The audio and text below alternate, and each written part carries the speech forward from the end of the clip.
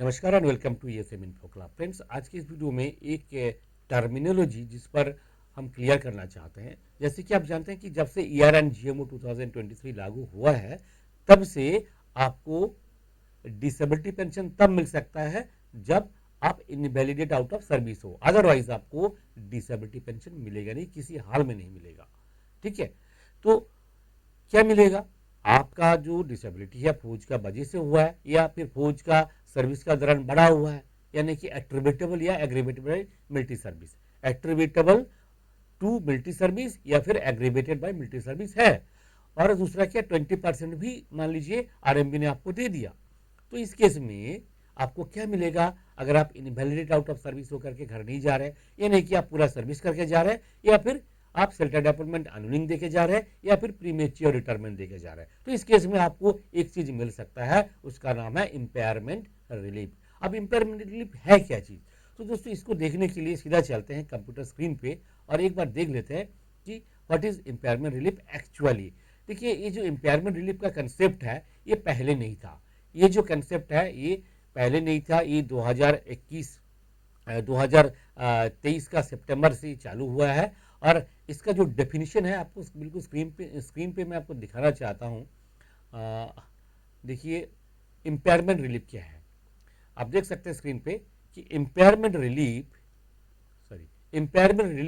Is a monthly disability compensation calculated as a defined percentage of the last recoverable emoluments awarded to armed forces personnel who are retired or discharged from service voluntarily or otherwise with a disability sustained under circumstances accepted as category B or C and assessed not less than 20%. Impairment relief shall there hereinafter replace the term disability element in as far as disability compensation to armed forces personnel who are retired or discharged from service. देखिए कितना चालाकी से यहाँ पे लिखा गया कि ये जो डिसेबिलिटी एलिमेंट को रिप्लेस किया गया, जिनको पहले रिटायर्ड और डिस्चार्ज फ्रॉम सर्विस यानी कि प्रीमेच्योर डिस्चार्ज होने पर डिसेबिलिटी एलिमेंट मिलता था, अब उनको वो नहीं मिलेगा, अब इम्पेयरमेंट रिलीफ मिलेगा। और ये इम्पेयरमेंट रिलीफ क्या है? देखिए, ये लाइन आप गौर से देखिए, this is not a pension and shall cease upon the demise of the recipient. ये कोई पेंशन नहीं है, और पेंशन नहीं है इसका मतलब क्या है? इसका ऊपर डीआर मिलेगा क्या? आपको क्या लगता है? पेंशन का ऊपर ही तो डीआर मिलता है, तो ये पेंशन जब नहीं है तो डीआर भी नहीं मिलेगा, यानी कि डीए नहीं मिलेगा। तो जितना अमाउंट आपका निकलेगा 2000, 3000, 4000 रुपया, वही आपको मिलेगा। मिनिमम 20% होना चाहिए, एट्रीब्यूटेबल या एग्रीवेटेड होना चाहिए।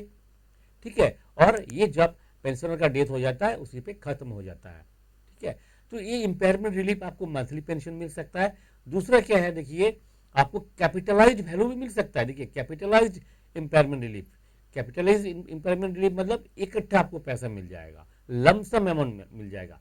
Capitalise impairment relief, the term capitalize impairment relief, liberalized impairment relief or injury relief shall replace the term lump sum compensation in lieu of disability element oblique liberalized disability element oblique war injury element। तो आपको lump sum भी मिल सकता है। ठीक है, तो देखिए दोस्तों, ये जो इम्पेयरमेंट रिलीफ करके लोग ऐसे जंप कर रहे हैं, तो इसमें कुछ नहीं रखा है।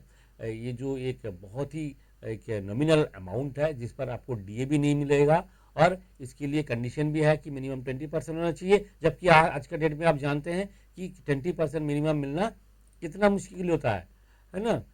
अभी लास्ट 6 महीने से मैं वॉच कर रहा हूँ कि 90% जो सोल्जर्स है, जिनका इनिशियल बोर्ड में 30%, 40% दिया गया था, जब आरएमबी हो रहा है उनको दिया जा रहा है 5%, 6.3%, 2.4%, इस तरह का फ्रैक्शन में वो भी दिया जा रहा है। ठीक है, तो आप उम्मीद क्या लगा सकते हैं कि 20% आपको मिलेगा। और देखिए, इनवैलिडेट केस आउट केस में आपको अगर 0.01% मिलता है तब भी वो ब्रॉड बैंडेड हो जाता है, क्योंकि ब्रॉड बैंडिंग का रूल ही है कि लेस देन 50%, कुछ भी आपका परसेंटेज हो वो 50% होगा। ठीक है, ये इन केस ऑफ इनवैलिडमेंट है। पर in case of premature retirement या फुल सर्विस करके जा रहे हैं या फिर डिस्चार्ज एट ओन रिक्वेस्ट जा रहे हैं, इस केस में मिनिमम 20% होना ही चाहिए। तो ये जो फर्क है इम्पेयरमेंट रिलीफ का डिसेबिलिटी एलिमेंट का, ये आपको समझना चाहिए और उसी हिसाब से आपका जो डिस्चार्ज का जो डिसीजन है वो आपको लेना चाहिए। आज के इस वीडियो में इतना ही, फिर मिलेंगे अगले वीडियो में। नमस्कार, जय हिंद, जय भारत।